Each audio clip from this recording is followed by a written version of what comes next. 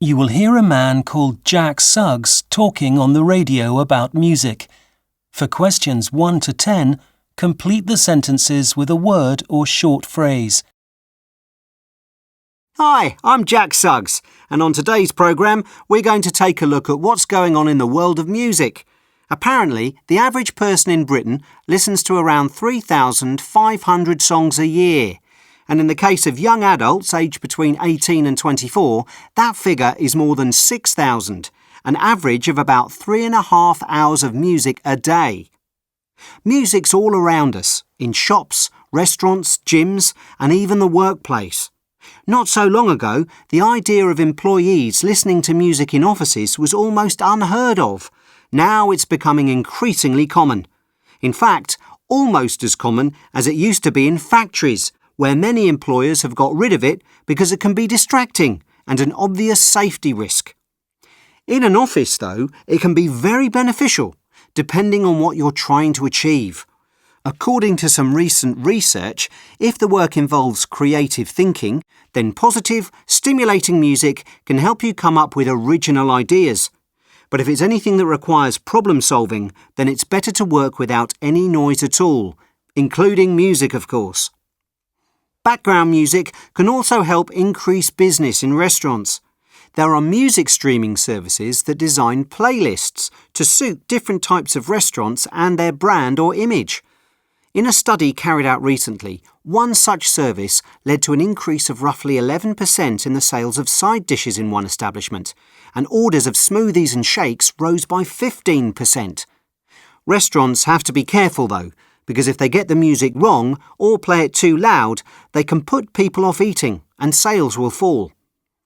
And there's some really interesting research that's been done by scientists at the University of Oxford. They found out that traditional music played in Indian restaurants can make the food taste up to 10% hotter.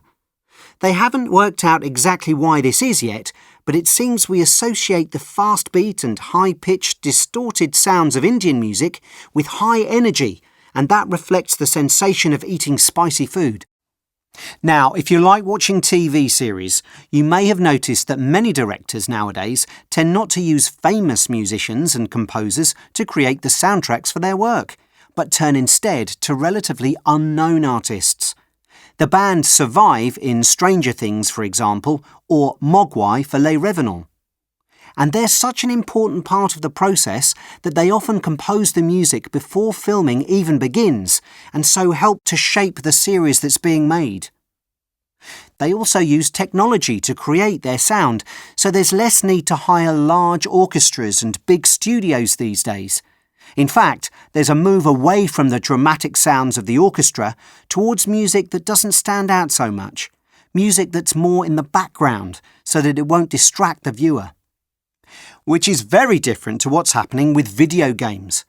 Orchestras are an important element of these, and composers like Emma Noon are in constant demand. Emma comes from Ireland, but has set up home in California. She's worked on games like World of Warcraft and Legend of Zelda, which are played by hundreds of millions of people, and she travels the world performing sell-out concerts of her soundtracks. Video game music is also played on the radio. On the commercial station Classic FM, there's a very popular one-hour programme which plays music exclusively from games.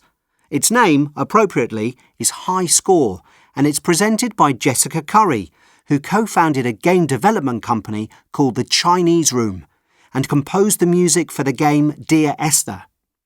Many classical music lovers were sceptical at first, but the first series turned out to be a huge success, so they made more programmes.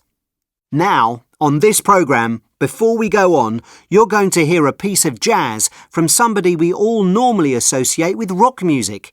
And I want you to decide who it is we're listening to.